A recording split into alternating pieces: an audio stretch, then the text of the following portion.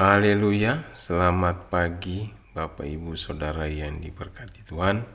Kembali lagi pagi hari ini kita akan mendengar dan merenungkan firman Tuhan yang saya beri judul Kemenangan Orang Percaya. Injil Yohanes pasal yang ke-19 ayat yang ke-28 sampai dengan ayat yang 30. Sesudah itu, karena Yesus tahu bahwa segala sesuatu telah selesai, berkatalah ia, supaya genaplah yang ada tertulis dalam kitab suci, aku haus.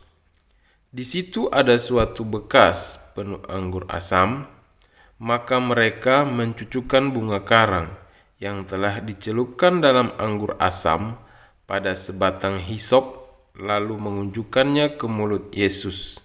Sesudah Yesus minum anggur asam itu, berkatalah ia, sudah selesai. Lalu ia menundukkan kepalanya dan menyerahkan nyawanya. Nah, ini adalah cerita tentang kematian ya Tuhan Yesus Kristus di atas kayu salib. Dan kematiannya ini itu sudah tertulis dalam kitab para nabi ya, sudah dinubuatkan. Dalam kitab Yesaya pasal yang ke-53 ayat 3 sampai dengan 5, ia dihina dan dihindari orang, seorang yang penuh kesengsaraan dan yang biasa menderita kesakitan, ia sangat dihina, sehingga orang menutup mukanya terhadap dia dan begitu pun dia tidak masuk hitungan. Tetapi sesungguhnya penyakit kitalah yang ditanggungnya dan kesengsaraan kita yang dipikulnya. Padahal kita mengira dia kena tulah, dipukul dan ditindas Allah. Tetapi ia tertikam oleh karena pemberontakan kita, jadi remukan oleh karena kejahatan kita. Ganjaran yang mendatangkan keselamatan bagi kita ditimpakan kepadanya, dan oleh bilur-bilurnya kita menjadi sembuh. Nah, Bapak Ibu Saudara yang diberkati, kita harus tahu ya betapa pentingnya peristiwa karya di atas kayu salib ini. Pengorbanan putra Allah Bapa yaitu Yesus Kristus untuk memberikan jalan keluar ya untuk menebus dosa umat manusia. Bagaimana caranya supaya umat manusia bebas dari dosa?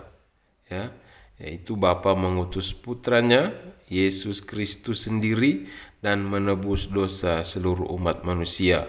Yohanes 3 ayat 16 di sana dikatakan, karena begitu besar kasih Allah akan dunia ini, sehingga ia telah mengaruniakan anaknya yang tunggal, supaya setiap orang yang percaya kepadanya tidak binasa, melainkan beroleh hidup yang kekal. Dalam ayat bacaan kita tadi ya, Yohanes 19 ayat 30, sesudah Yesus meminum anggur asam itu berkatalah ia, sudah selesai ya.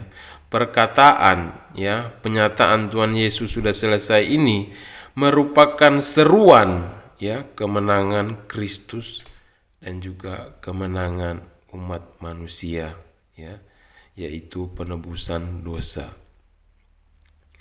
Melalui kematiannya di atas kayu salib, belenggu dosa telah dihancurkan. Dosa umat manusia telah ditebus.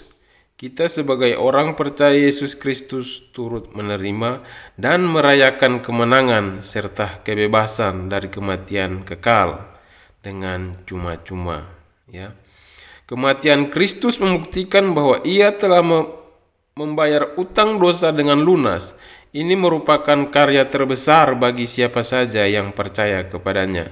Dengan demikian, rahasia kemenangan orang percaya terletak pada kematian Kristus yang telah menyelamatkan kita dan memperdamaikan manusia dengan Allah, ya, Bapa kita. Tetapi ya, kita sudah tahu bahwa pada hari ketiga Tuhan kita Yesus Kristus itu bangkit dari antara orang mati. Injil Lukas pasal 24 ayat 36, dan sementara mereka bercakap-cakap tentang hal itu, Yesus tiba-tiba berdiri di tengah-tengah mereka dan berkata kepada mereka, "Damai sejahtera bagi kamu." Yang artinya damai sejahtera bagi semua orang yang percaya bahwa Tuhan Yesus telah menebus dosa umat manusia di kayu salib sehingga manusia beroleh hidup yang kekal, dan Yesus juga bertahta di hati setiap orang yang percaya. Dengan begitu, Tuhan Yesuslah yang memegang kendali atas hidup orang percaya agar semua orang percaya bisa hidup seturut dengan kehendak-Nya. Kesimpulan firman Tuhan pagi hari ini, jadikanlah hidup kita berharga bagi sesama kita, jadikanlah hidup kita bermanfaat bagi sesama kita, kerjakanlah segala sesuatu seperti untuk Tuhan dan tidak mengharapkan pujian dari orang lain. Terima kasih Bapa, kami sudah mendengarkan dan merenungkan firman Tuhan.